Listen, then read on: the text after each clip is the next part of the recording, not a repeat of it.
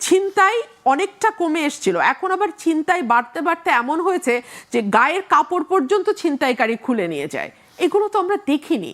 হই হই করে মানুষের বাসায় ঢুকে যাওয়া, ঢুকে গিয়ে লক্ষ লক্ষ টাকা দাবি করা, কিংবা গাড়ির কাজ খুলে 10 লাখ টাকা ভাইয়া জানে 7 লাখ টাকা দেয়া হচ্ছে এই বলে টাকা নেয়া, সেটা আবার ভিডিও করে বাইরে ছড়িয়ে দেয়া, এইগুলো বাংলাদেশের জন্য সত্যিই নতুন সংস্কৃতি।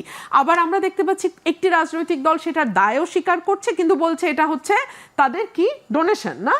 তো কেউ নিলে হাদিয়া, কেউ নিলে ডোনেশন, কেউ নিলে চাঁদা, কেউ নিলে কি বলে আরেকটা নাম, তো তাহলে তো ভাই বড় মুশকিল। ক্রাউড ফান্ডিং কেউ নিলে, আবার কেউ নিলে হাদিয়া, আর আমরা নিলে সেটা হয়ে যায় কেউ নিলে চাঁদা।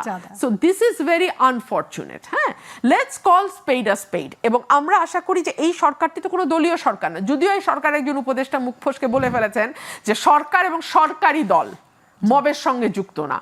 আমার একটু জানতে ইচ্ছা করে উনি সরকারি দল বলতে আসলে কাকে মিন করেছেন, কোন দলটিকে বুঝিয়েছেন। সো এইসব ধোঁয়াশা ভালো না।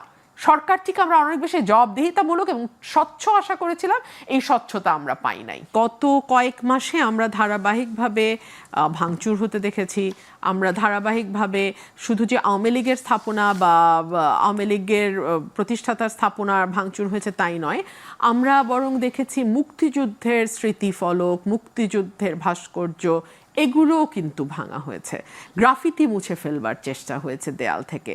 মানে এক ধরনের, এটাকে আমি পলিটিক্সের চেয়েও বেশি আমি দক্ষিণ পন্থার উত্থান দেখছি। রাইটিস্টদের এক ধরনের উত্থান খুব পরিষ্কারভাবে নজরে আসছে। এবং দেখুন, এই সরকারটি তো কোনো নির্বাচনে যাবে না, এই সরকারটি তো বামপন্থী বা দক্ষিণপন্থী বা মধ্যপন্থী কোনোটি হবার কথা না। এই সরকারের মূল দায়িত্ব ছিল নিরপেক্ষ থেকে আইন শৃঙ্খলা পরিস্থিতি যাতে স্বাভাবিক থাকে সেটা নিশ্চয়তা দেয়া।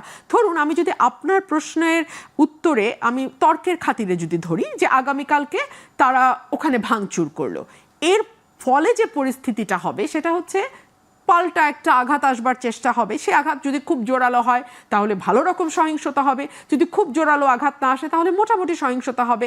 কিন্তু এই সহিংসতাগুলো না দেশের জন্য ভালো কিছু বয়ে আনছে না।